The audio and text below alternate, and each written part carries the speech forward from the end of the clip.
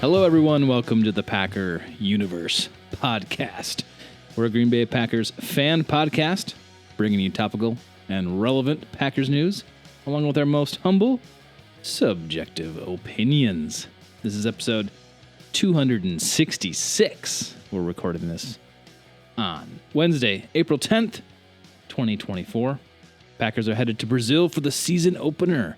We'll share our discussion on the lease agreements between the Green Bay Packers and the city of Green Bay.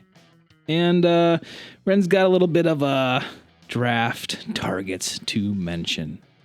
I'm your host, Tay, and joining me in studio tonight is our one and only Ren. What up, Tay? We sit here on a Wednesday. How you doing? We are, Tay, just about a fortnight away from the draft here in 2024. It's getting a little bit more crazy. Yeah. Looking forward to listen to a lot of draft prognostication over the last few weeks, and it's going to be fun. But you mentioned it to open the show.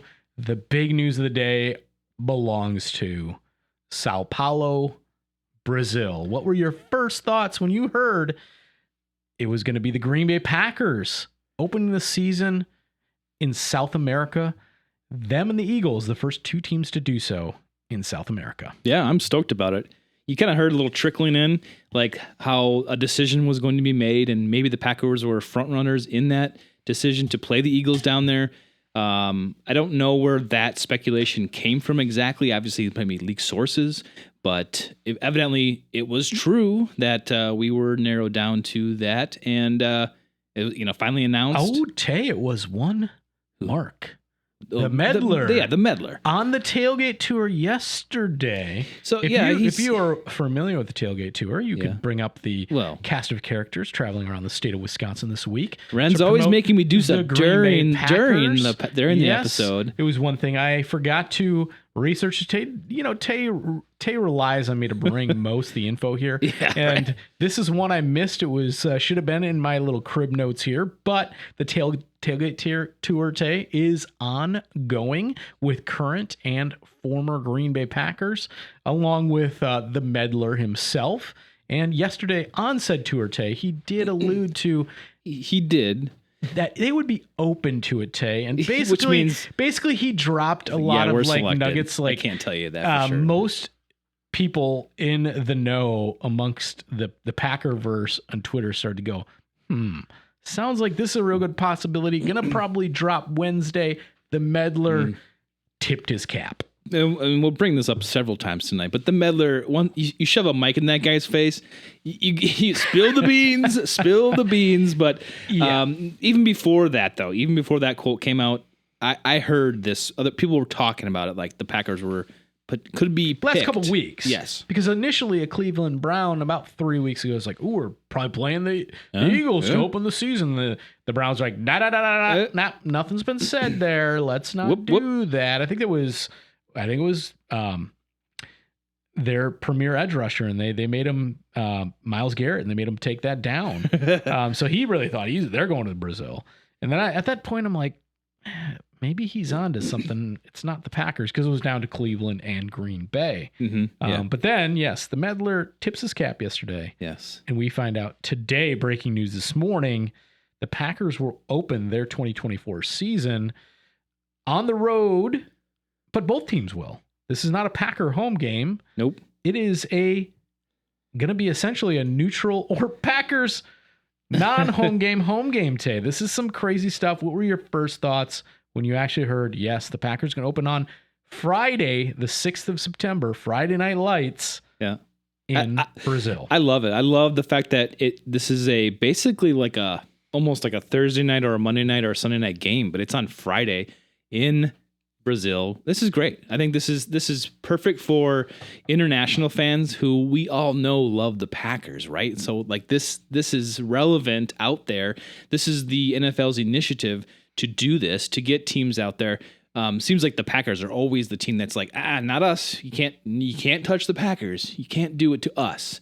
It's fine for everyone else, but not in, using our team. But finally, we get tapped, and it's fine. Like you said, this is an away game it's against the Eagles. Who I don't care where it's played, and that's great. So bring them down. They're stoked down there. They love this. Evidently, and I don't have anything concrete to confirm this, but they love the Green Bay Packers. Evidently, that's what the rumor is. There's tons of Packer NFL fans down there, so great. The fact that this is an away game for us, even better. It doesn't matter. But in the end, it's a Friday game, so it's like all sights and all attention is put on the Packers and the Eagles for this. Awesome. Eagles are kind of trending downwards a little bit. Great. This is perfect. So I love this. Ren, before I ask you about this, I need to break here and just let Packer Universe know that next week we have a guest on the show. And this is our friend of the podcast, Rob Domofsky. He's coming back next week. We'll have him on. This will probably be a video cast also, but we're bringing in Rob again to talk about kind of where we left off with him last year from that mid-season kind of like, touch base point, right? And we're going to kind of piggyback off that, kind of get Rob's opinion on what happened to the team in the second half of the season. What it was like to follow him through. Yeah. Last time we talked, it was definitely like right at the ultimate dark time. And then what it was like to follow that team through the rise and then into the playoffs with that first year starter in Jordan Love. So that part's going to be fun. And we get Rob a week before the NFL draft day. And this news comes out about Brazil. We got lots to cover. Rob's probably traveling down to Brazil. Hopefully. I would assume with his ESPN counterpart from Philadelphia. We'll see. So a lot of interesting things happening, but it is going to be fun to have our friend of the podcast and a friend of ours, Rob Domofsky, back on the podcast next week. So everybody definitely stay tuned for that. Absolutely. So, Ren, Brazil got announced today. What did you think? I think it's awesome. I don't know why anybody complains. It's like, only one team that's played international football any year has ever won a title, and that was last year, the Kansas City Chiefs. It's some sort of stat thing that people have an issue with. It's just too much travel. It's too hard on a team. This is the first game. If there was the best time for this to happen, yes, you're right. This is it. It's week one. They'll get back likely Saturday or Sunday and still have a full week to prepare for the following Sunday, or potentially a Monday if the NFL throws them a bone. Likely that game will be in Green Bay. So they'll have the appropriate amount of rest.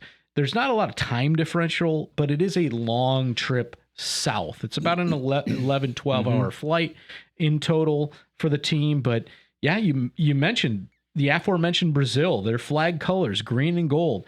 Their number one team in Brazil literally is the Green Bay Packers. I watched a X clip today from a fan of Brazil Packers club that when this was announced, the guy had tears of joy today.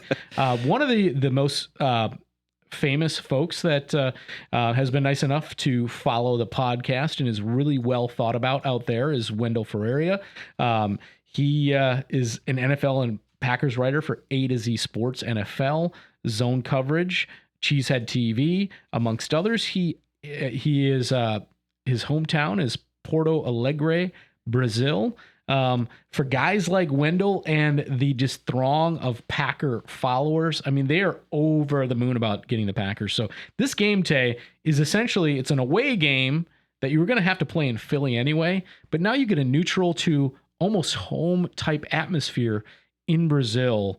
You really can't ask for much better, and you have to be so happy for the throngs and throngs of Packer fans in South America that are going to go to this, along with lots of folks from Northeast Wisconsin, because we know, and globally, we know Packer fans travel so well, and this is going to, what a better place to go than Brazil to see, the opening game of the 2024 season for the Green Bay Packers. I think it's fantastic. I don't think there's anything negative to take away from it.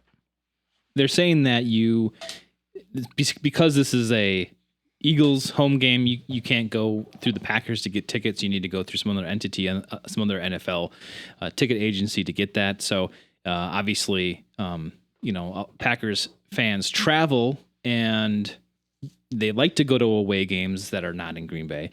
So this one, you're going to have to do a little research to try to figure out.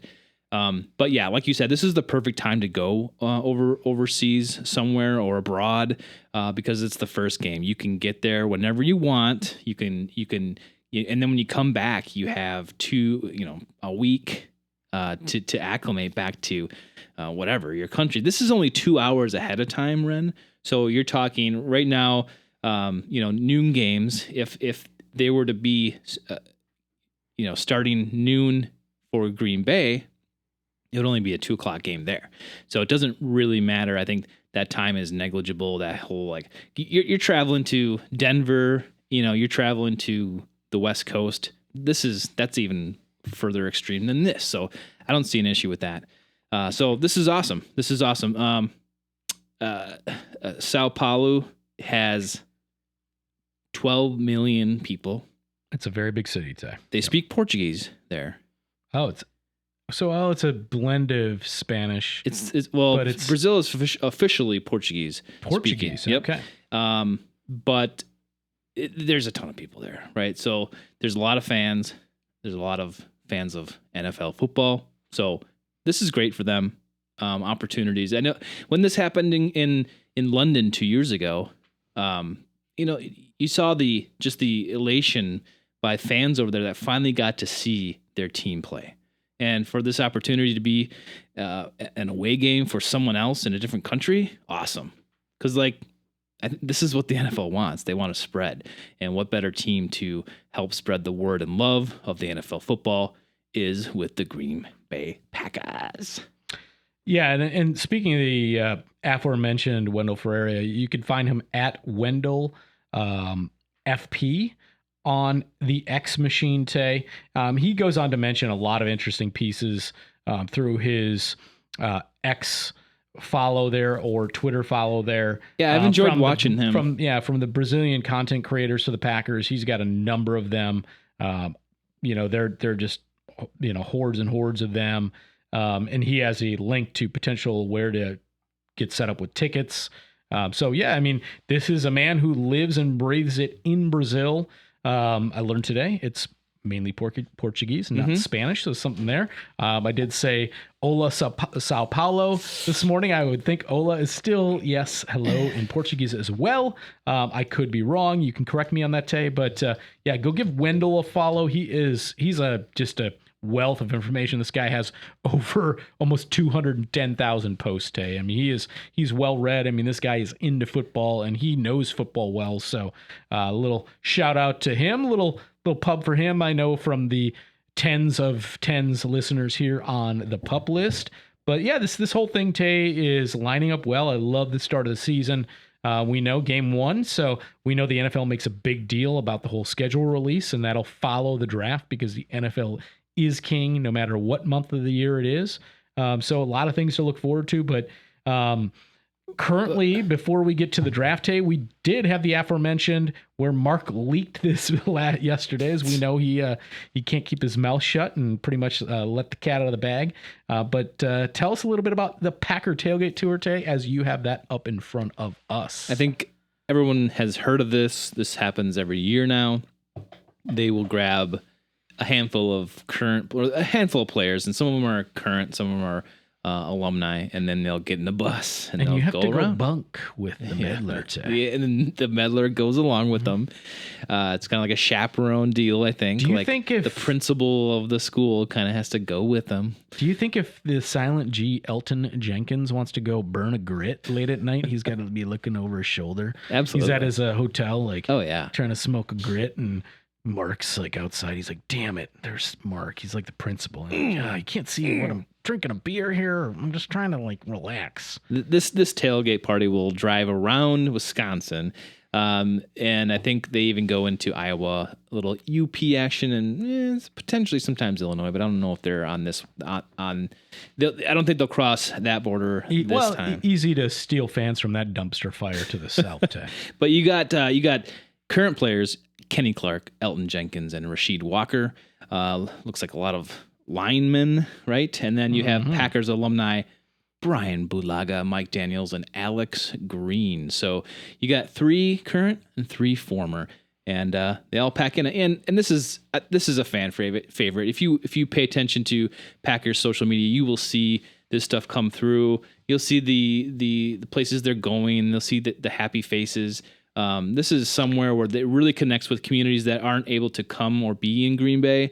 Fans of the team, they'll go to schools, that sort of thing. So yeah, this is awesome. You see a lot of, inside the school, in the gymnasium, meeting all the kids and just kind of connecting that next generation of Packer fans. But this has become, Ren, one of those situations where the media loves to point a mic at the meddler. And he is a great person to do it to. Every year, it seems like it was always an Aaron Rodgers thing. It was always like, hey, what's up with Aaron? Well, he's a complicated fella. Yeah, I think that was probably it. Who knows? It seems like it rose around a tailgate time at one point. So it's definitely a point that the media, I think, now knows. And they're like, okay, we got to get Mark when he's getting on that bus and see if he'll spill any beans. But geez, Louise. So the other thing is that I'm really glad they set this date.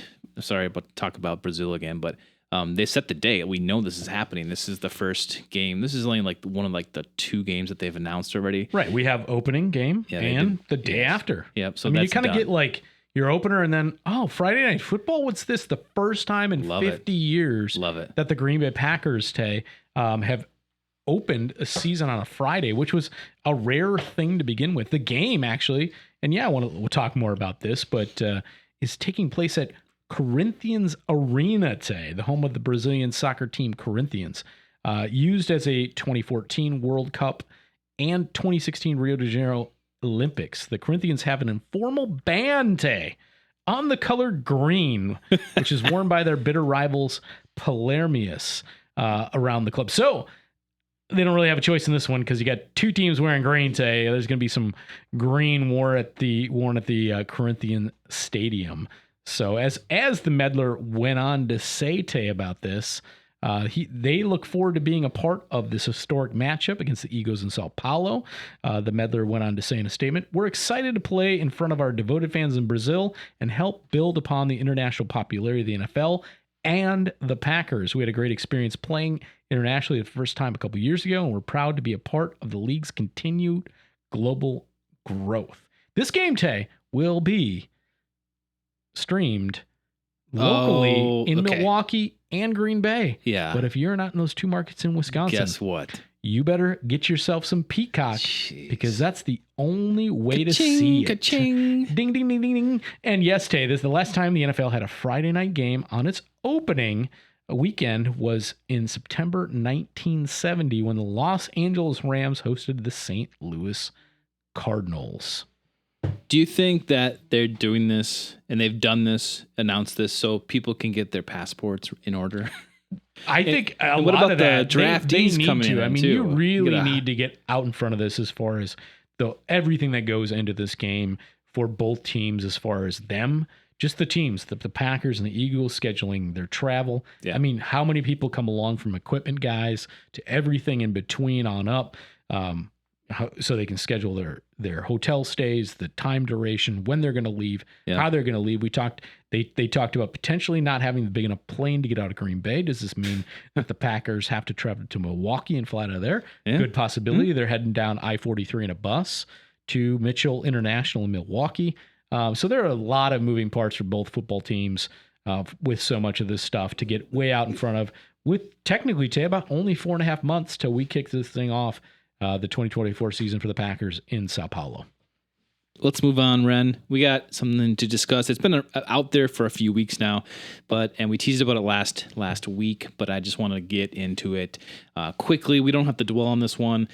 Just kind of recap it here and then give our opinions. But basically what's happened, Mark spilled the beans a little bit and kind of brought this to the public's attention, and that is that the city of Green Bay has been in talks with the Green Bay Packers about their extension of their lease agreement that they currently have. And what we've learned was that they've been in talks for the last year, but then all of a sudden they have been stopped. And what we've learned over the last like at least 20 24 hours, 48 hours.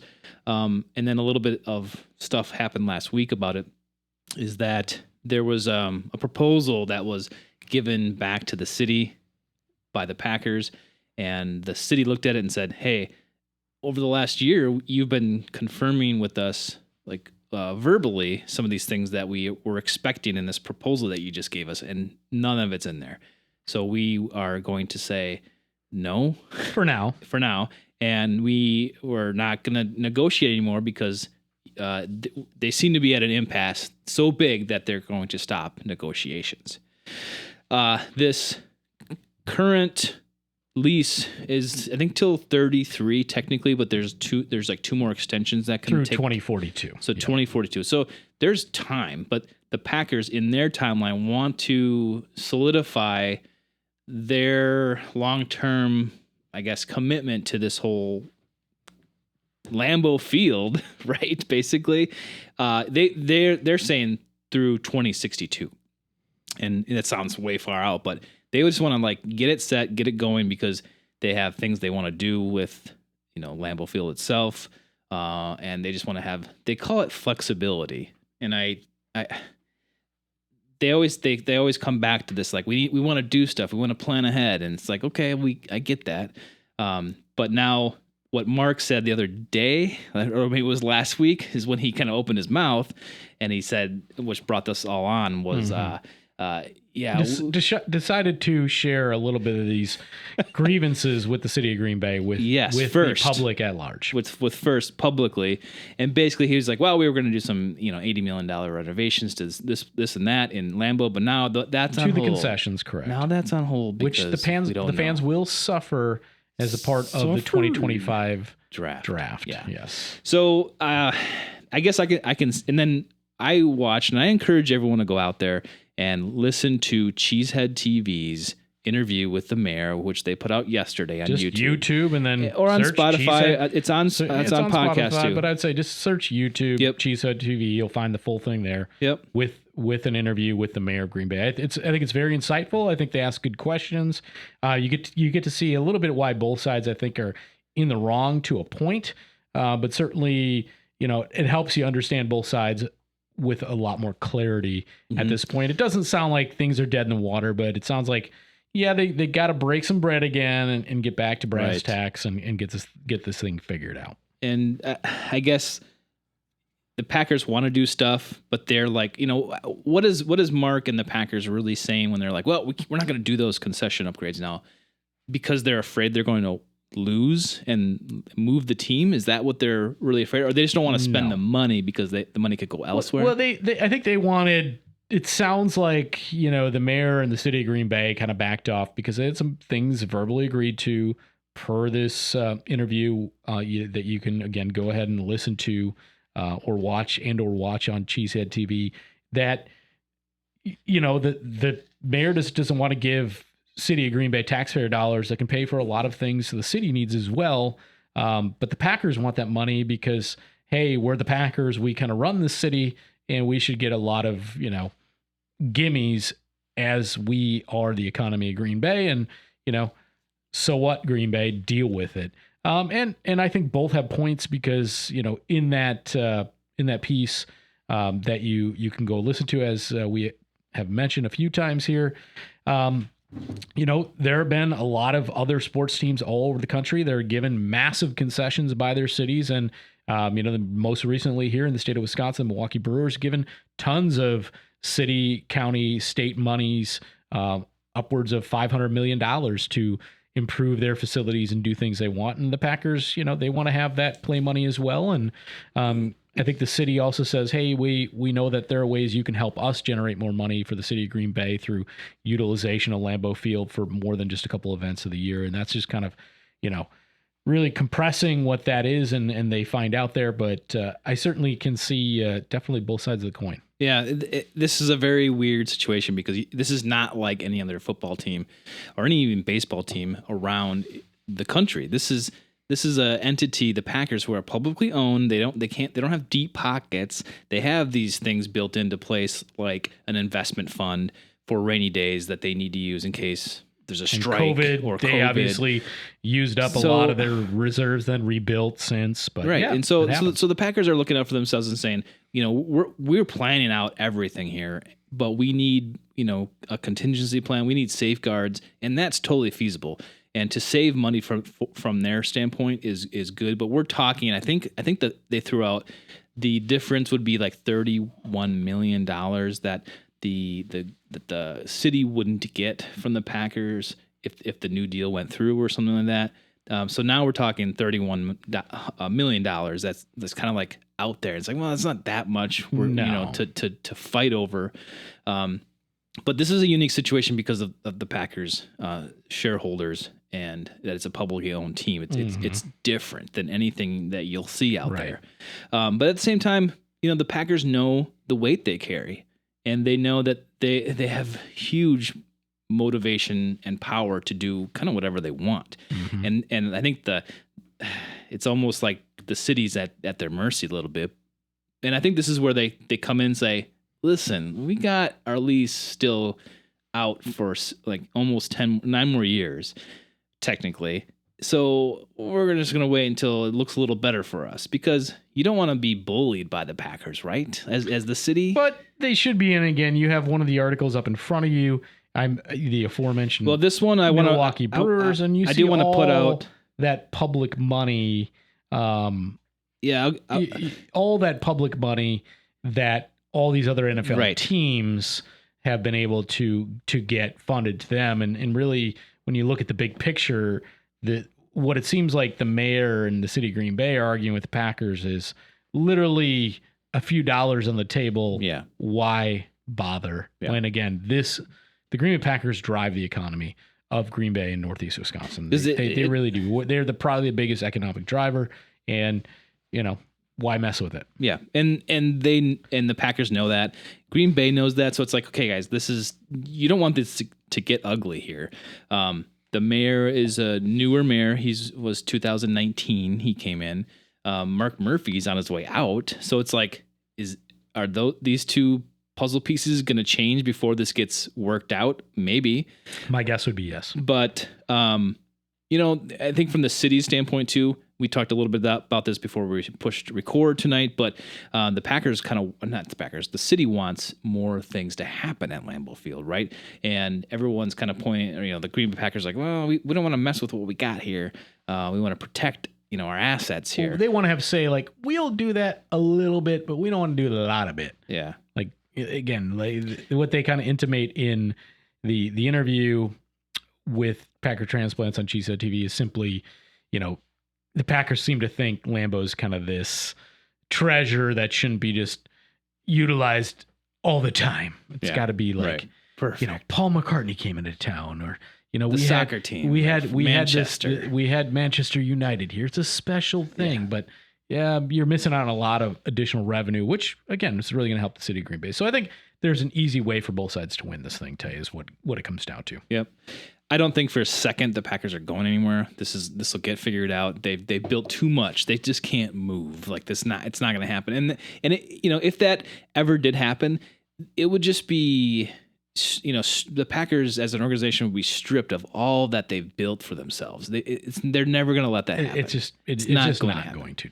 No. The integrity. The state of Wisconsin the whole state would revolt. The governor's office. All sorts of additional Wisconsin politicians from both sides of the aisle would get involved. It wouldn't happen. Yeah. And I think, before that would happen, if money needs to be made, they'll do another stock sale. They would put another percentage tax, portion. Sales tax in that. They'll do that. In Brown County or on multiple counties surrounding Brown County and Northeast Wisconsin. Probably even ours. Yeah. Yep. It just simply, it's never going to That would happen first before it's the Packers. Never going to get to that point, Tay. This is one of the biggest economic drivers in the entire state. Not going to happen. We do not want the Fond du Lac Packers. That won't. Fond du Lac, not my favorite city in Wisconsin, but I can tell you that's never going to happen. Where do you think it would go? Nowhere. If it went somewhere, Milwaukee? It was rumored. Madison? Prior to Lambeau renovations happening, that they were looking at land north of Appleton at the time, Tay. Appleton, so they would have still been the Green Bay Packers. It's kind of like the San Francisco God, Santa Clara Packers, Santa Clara 49ers. They still would have been the Green Bay Packers. Right. It's kind of like the Buffalo Bills. They really don't play in city proper Buffalo. Dallas doesn't. All these the Washington things. Commanders don't play in DC proper. Yeah. The two New York They teams play in don't. New Jersey. Yeah, but at one point in time, this was nearly going to maybe move to North Appleton kind of area. Man, that would have been in our backyard. Literally. Yep. There is so much clout and so much integrity with the Green Bay Packers and what they have here with Lambeau that that's got to stay. Well, now you have Titletown, and the Packers continue to gobble up little, they finally bought the soap company, which is always that little weird, annex right between the two practice fields. We had the Green Bay Soap Company or whatever it was called. Is that where they make the cheeseheads now? They're finally selling out, and the Packers now own that little piece of land, along with the Packers recently purchased the gas station on the corner, which will remain a gas station until that BP? Yep, until 2030, and then it will be whatever the Packers want to do with it. So they continue to purchase and acquire property in and around the stadium for future Packer plans, whatever those may be.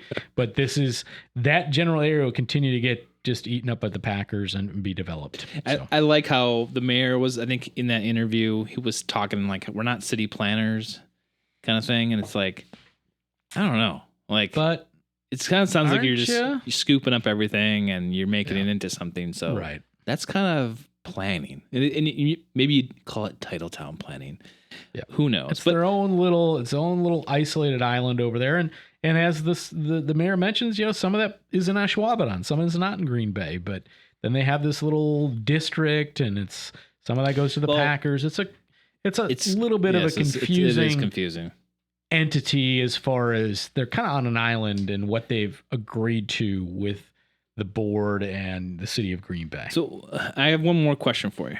So it's my understanding that the stadium is on leased ground that the city of Green Bay owns, and it was formerly Ashwaubenon, but I think Green Bay bought it and then they leased it to the Packers. I think that's how it goes. If I'm wrong, Packer Universe, you tell me.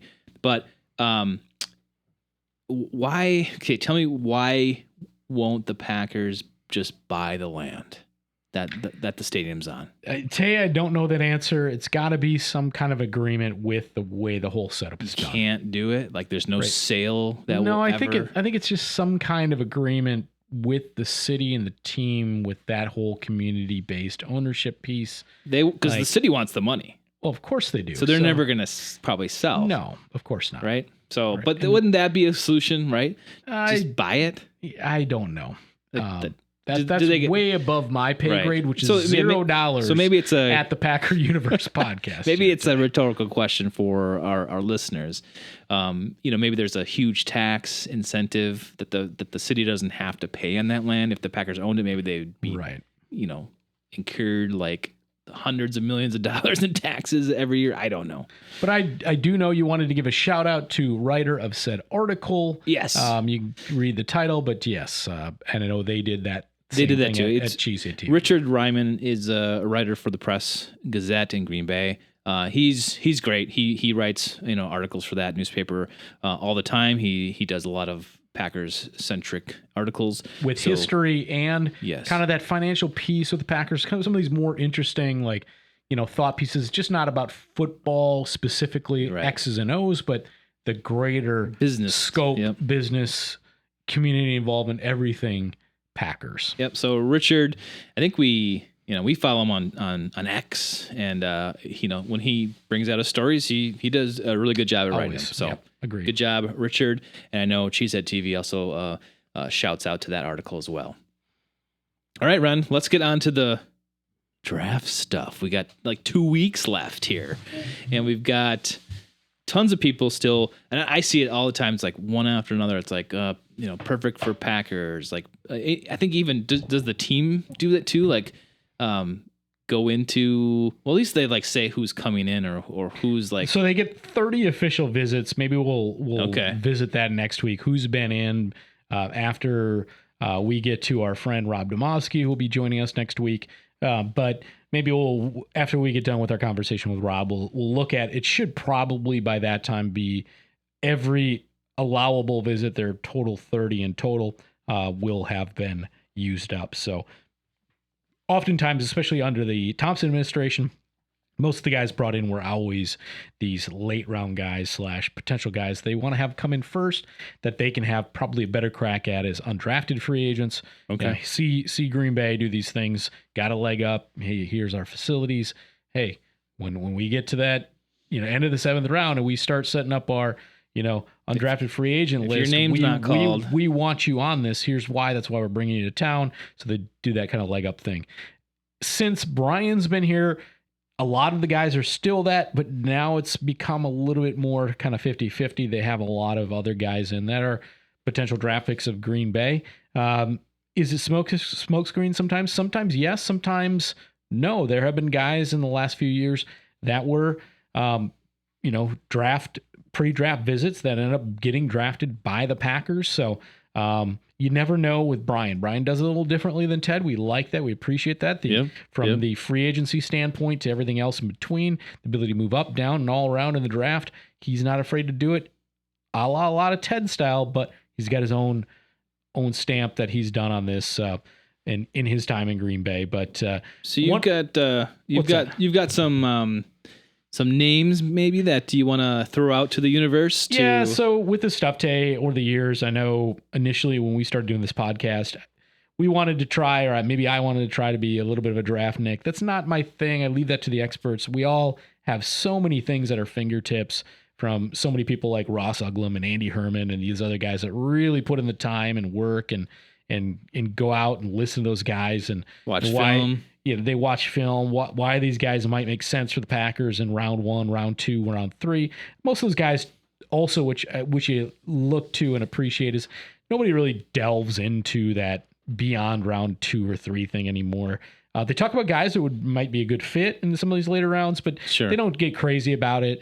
One thing I don't like, I think mock drafts are fun, but I think they're like guys talking about their golf game or their NCAA brackets. It's fun speculation, but doesn't mean anything. Yeah. Nobody wants to listen to bracket guy next to him why their bracket blew up or why their mock draft didn't turn out, because it's so hard to predict. But in this draft, there are a lot of definite Packer types in that top 50 kind of realm that have been connected to the Packers over the last few weeks. And I'm going to name off a few that they're, one of these guys, more than likely one of these names is going to be a Packer in 2 weeks from tomorrow night or the night after. So one of the funny things is too, last week, right after we got done talking, is that suddenly that Thursday you hear all these rumors, the Packers, and these are from, people in the know, across the NFL, that the Packers are looking into a move up in the first round with a trade with the Seattle Seahawks.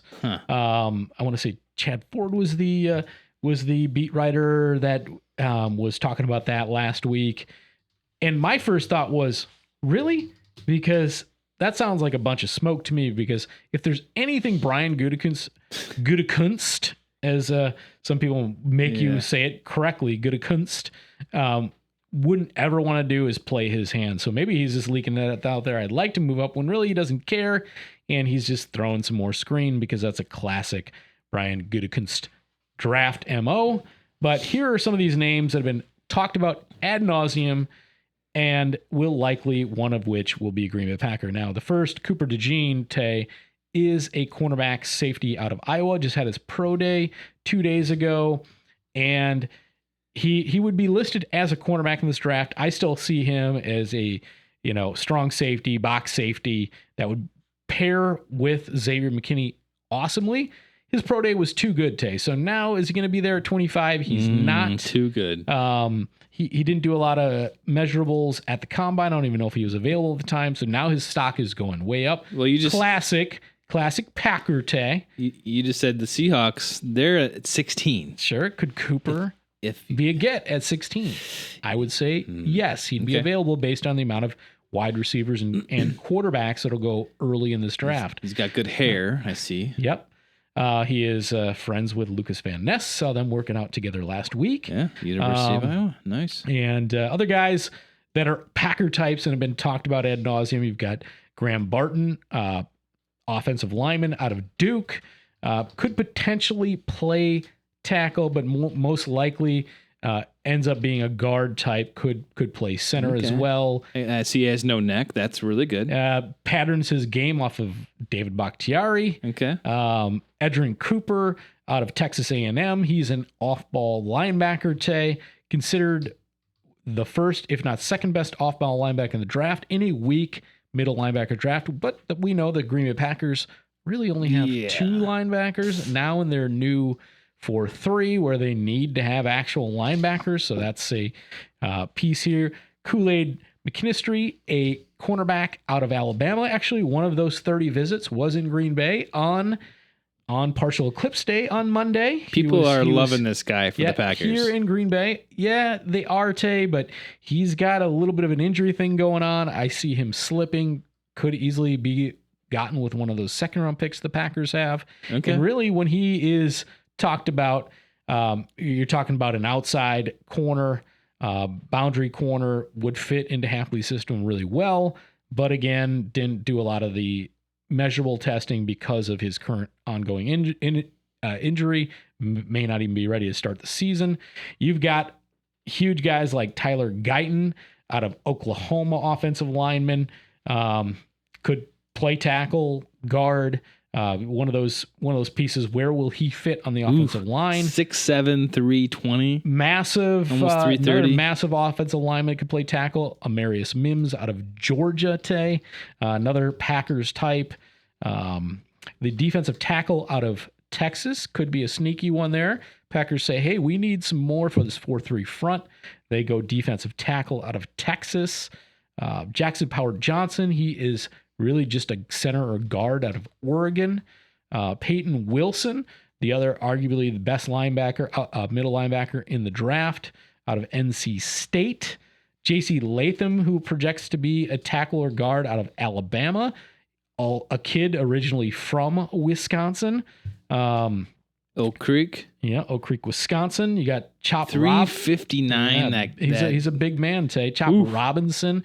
He's an edge rusher out of Penn State that could sneak up and take an edge on us early again. You never know. Okay. Did it last year when they didn't need one. And then you've got the other 3 cornerbacks in Quentin. Excuse me, Tay. Quentin Mitchell out of Toledo, Nate Wiggins out of Clemson, and Terrion Arnold out of Alabama. All 3 of which project in front of Kool-Aid. So all 3, which likely will be gone before Green Bay picks at 25, could also in a trade-up scenario be available to the Green Bay Packers. So again, one of the aforementioned many names that is rambled off that are all Packers types, been talked about from one guy or another on the Packers Twitterverse or podcastverse, will likely be a Green Bay Packer come next Thursday or Friday evening. I did look it up. There's what they call Prospect Primer 2024, and this is on Packers.com, and they go through some of these guys that have come in, and I think the official ones that have stopped by, and you can go read about them there. There's a little bit of a little story on them, but they do that, and and I don't know, that's cool that they kind of like provide information on these guys that they're bringing in. But you never know. All those guys sound great. I mean, I was looking them up as you were naming them off. Most of them are tall if they're defensive backs. Most of them are really big. They're like 6'6", 6'7" if they're linemen.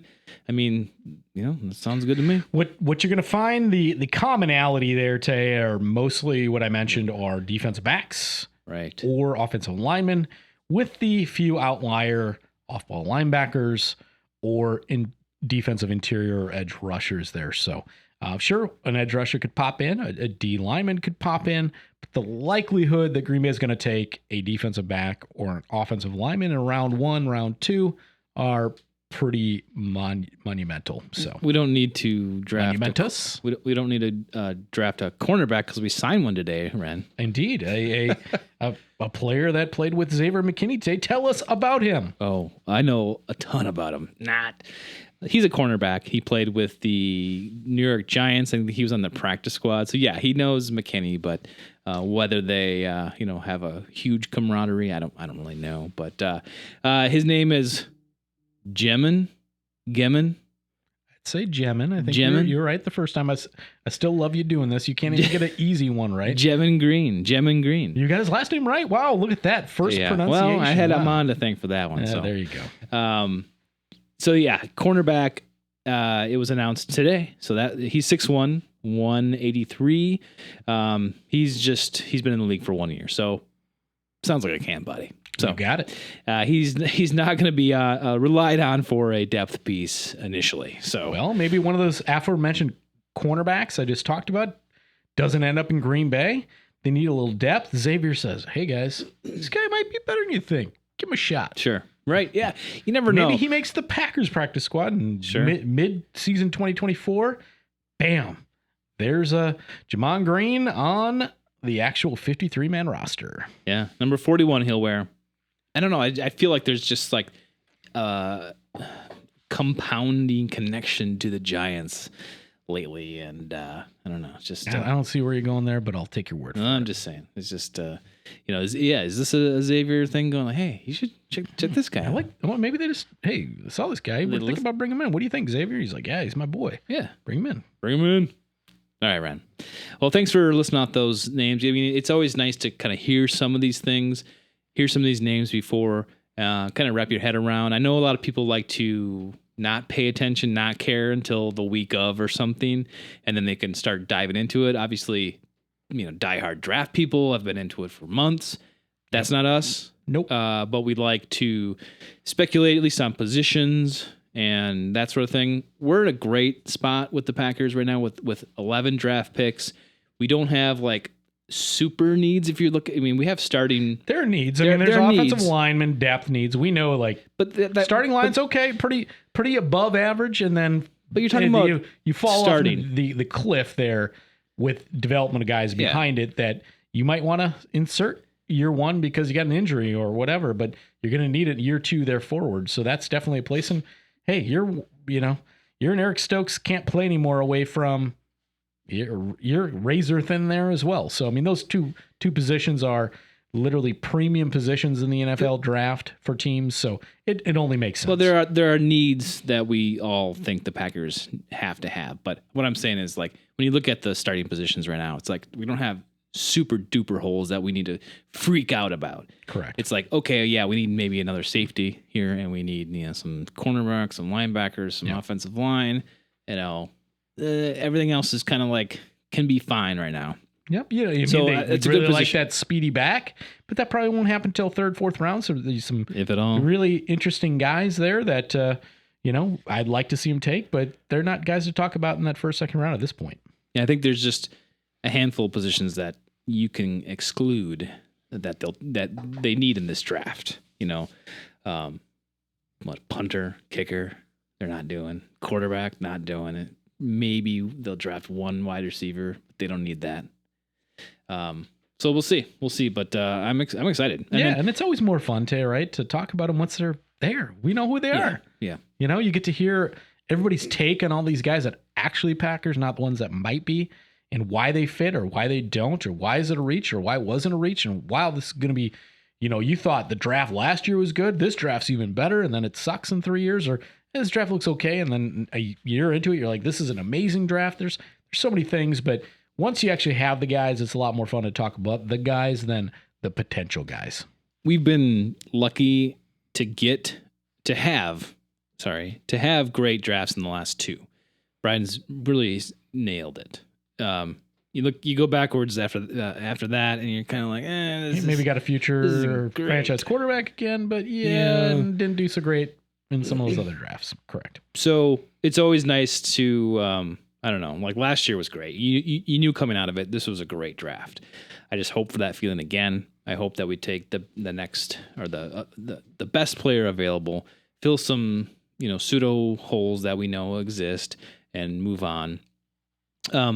What you don't want to happen is what we've done for a lot of years and going like, who is that? Like first round pick, who's that? Why did they do that? So that's where you can get into some, despair or kind of like what, like the Kevin King thing, who just all of a sudden came out of nowhere. Hey, good for him. He's going to get signed. He was trying to get back last year, and then he suffered an injury when he was trying to rehab back and get a shot with another the team. injury. Yeah, shocker, right? But you wish him well in Atlanta. You hope he sticks, and he's still only 28 years old. He certainly has an opportunity to make a roster down there in Atlanta, and you wish him the best. And, it is what it is. So, yeah. So anyway, we got a couple weeks. We got those 2 weeks to get excited. So I hope you guys are getting excited as well. Stay tuned next week when we have our friend of the podcast, Rob Domofsky, on, and we'll hit him with some good questions, have some fun, and enjoy ourselves a little bit before the draft comes up. Yeah, definitely looking forward to that conversation with Rob Tay.